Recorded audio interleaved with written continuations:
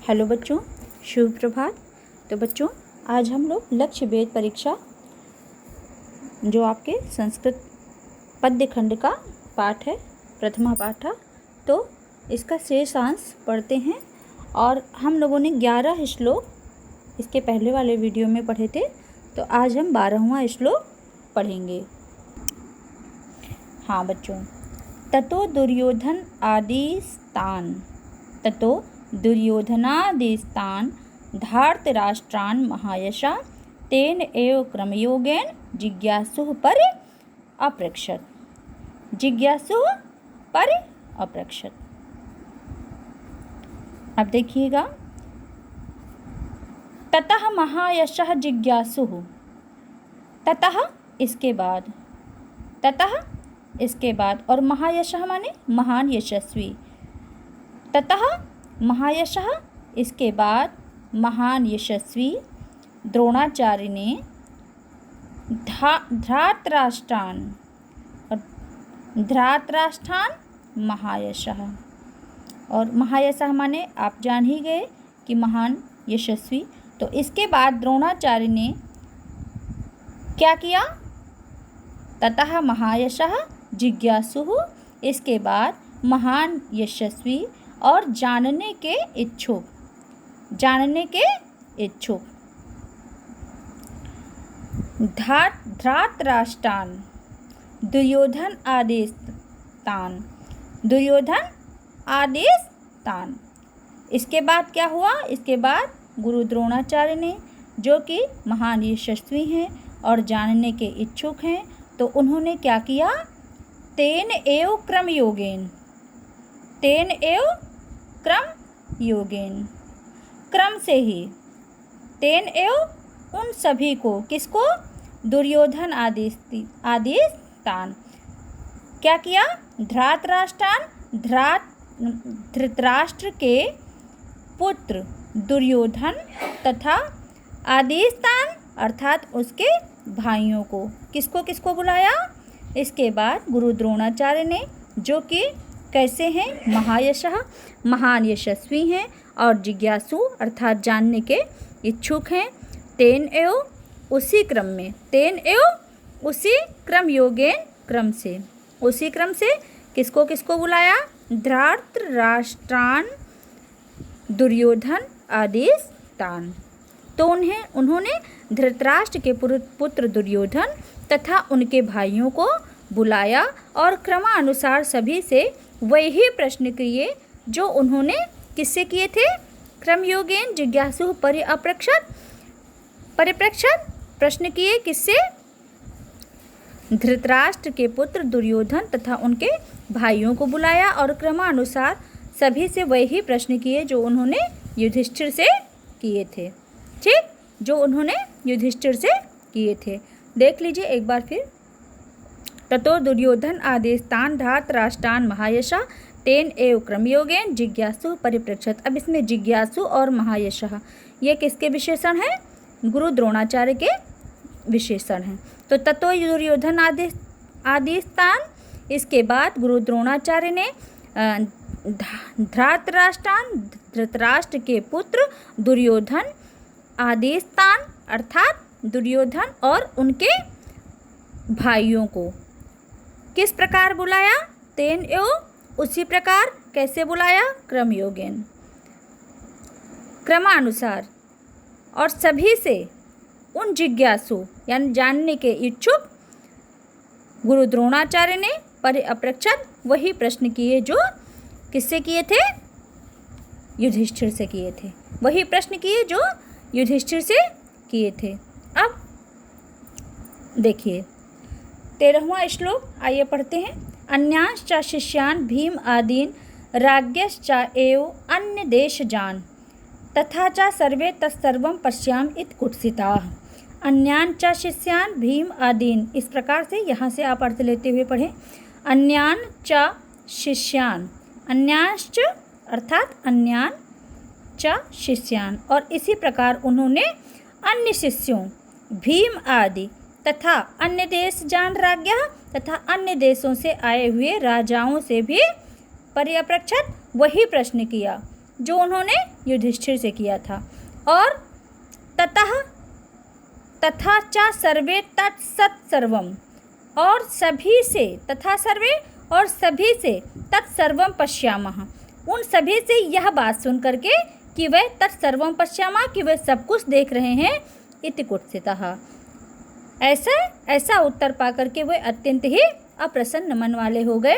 अर्थात जो है वे बहुत क्रोधित हुए, बहुत जो है अप्रसन्न हो गए, और सभी से उन्होंने जिस प्रकार युधिष्ठिर से कहा था दूर हट जाने के लिए, उसी प्रकार उन्होंने जितने लोग उनसे ये कहते चले गए कि वो सभी चीज़ों को देख रहे हैं, उन्होंने सभी से यही कहा कि दूर हट जाओ, तुमसे यह लक्ष्य नहीं सधेगा। अब आइए इसका 14वां श्लोक पढ़ते हैं। ततो धनंजयम द्रोणम, इसमें मानो अभ्यभाषत त्वयेद इदानीं प्रहर्तव्यम एतत् लक्ष्यम विलोकितम्। अब इन्होंने किसको बुलाया है, ये देखिएगा, धनंजय को बुलाया है। धनंजय किसको कहा गया है, अर्जुन को। तो धनंजय अर्जुन को भी कहा गया है, और इसमें माना मतलब मुस्कुराते हुए। अब उन्होंने इसके बाद उन्होंने ततो धनंजयम द्रोणम, इसके बाद उन्होंने किसने, द्रोण ने, द्रोणाचार्य ने धनंजय को इसमें मानो अभ्यभाषत, मुस्कुराते हुए बोले, मुस्कुराते हुए बोले। कौन बोला, गुरु द्रोणाचार्य बोले, और किससे बोले, तो धनंजयम, अर्जुन से बोले। इसके बाद धनंजय से मुस्कुराते हुए बोले, कौन, द्रोणम, आचार्य द्रोणाचार्य। तो इदानीं प्रहर्तव्यम एतत् लक्ष्यम विलोकिताम। अब देखिएगा, तो इदानीं माने अब, और लक्ष्य प्रहर्तव्यम, लक्ष्य वेधना है। और किसको लक्ष्य वेधना है, किसको लक्ष्य वेधना है, धनंजय को। तो उन्होंने क्या कहा गुरु द्रोणाचार्य ने कि ततः इसमें मानः द्रोणः धनंजयम, गुरु द्रोणाचार्य ने मुस्कुराते हुए, इसके बाद गुरु द्रोणाचार्य ने मुस्कुराते हुए धनंजय अर्थात अर्जुन से अभ्यभाषत माने कहा, इदानीं त्वया प्रहर्तव्यम, यह लक्ष्य तुम्हें ही वेधना है। इदानीं त्वया प्रहर्तव्यम, अभ्यभाषत कहा, और क्या कहा, इदानीं त्वया प्रहर्तव्यम, यह लक्ष्य तुम्हें ही वेधना है। एतत् लक्ष्यम विलोकिताम, इस लक्ष्य को देखो, इस लक्ष्य को विलोकिताम, एतत् यह, और विलोकिताम माने देख कर। तो उस लक्ष्य को देख करके गुरु द्रोणाचार्य ने अर्जुन से मुस्कुराते हुए कहा कि तुम इस लक्ष्य को देखो, इसे तुम्हें ही वेधना है। इस प्रकार आपने 14वां श्लोक भी पढ़ लिया। अब आइए हम इसका 15वां श्लोक पढ़ लेते हैं। तो एवं उक्तः सव्यसाची मंडलीकृत कार्मुकः तस्थौ भासं सम उद्दिश्य गुरुवाक्य प्रणोदितः।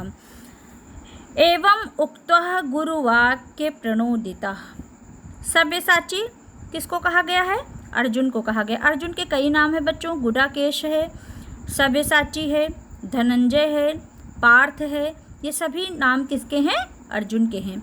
तो सव्यसाची माने अर्जुन। तो एवं उक्त्वा सव्यसाची मंडलीकृत कार्मुकः, मंडलीकृत यानी गोलाकार, और कार्मुकः माने धनुष। तो मंडलीकृत कार्मुकः अर्थात गोलाकार धनुष वाले, और गुरु वाक्य प्रणोदिता माने गुरु के वाक्यों से प्रेरित होकर के, तस्थौ माने खड़े हो गए, किसको लक्ष्य करके, तो भासम समुद्देश्य, भास को अर्थात गिद्ध को लक्ष्य करके खड़े हो गए, किसके कहने पर, गुरु वाक्य प्रणोदिता, गुरु के वाक्यों से प्रेरित होकर के।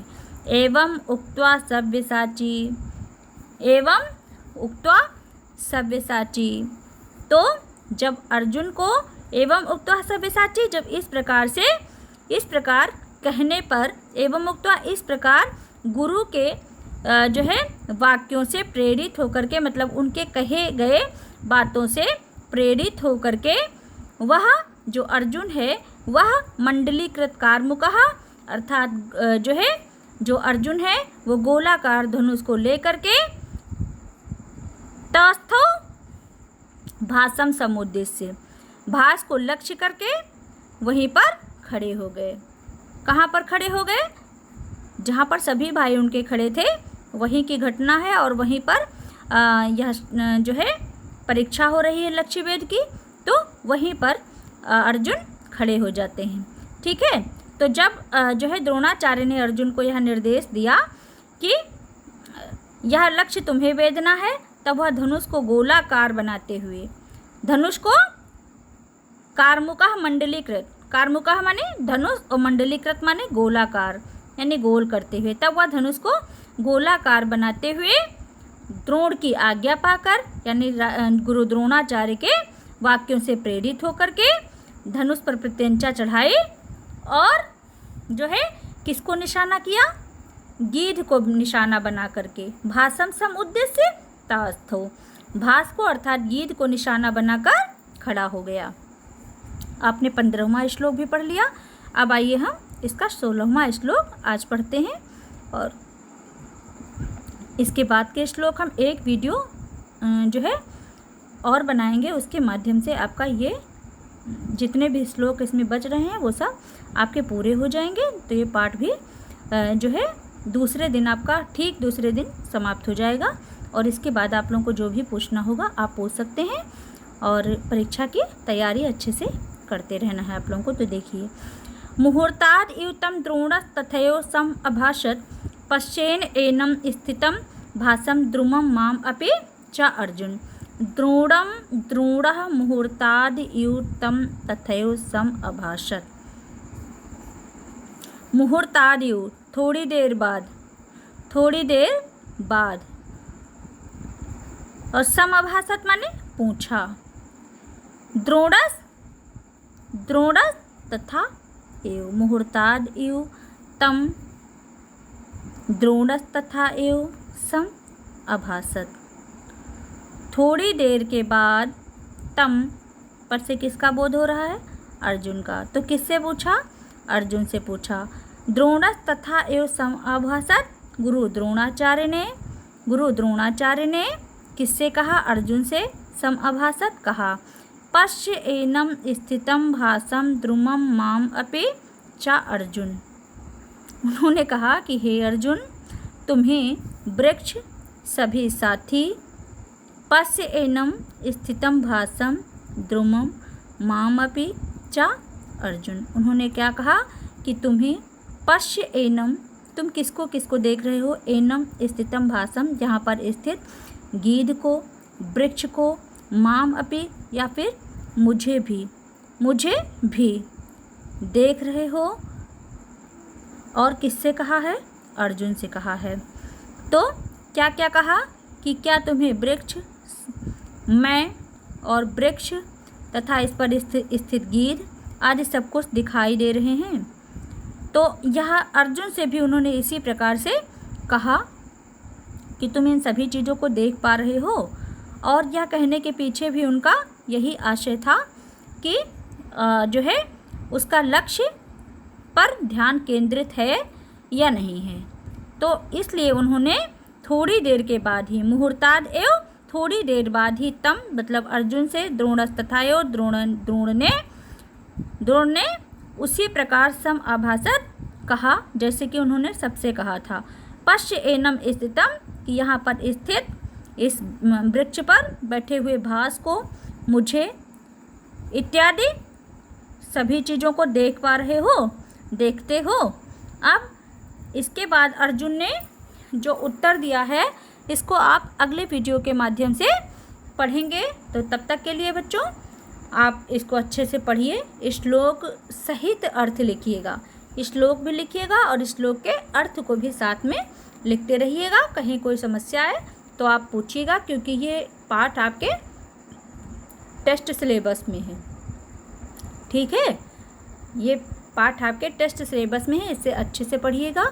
जहाँ जो बात समझ में ना आए आप पूछ सकते हैं निसंकोच।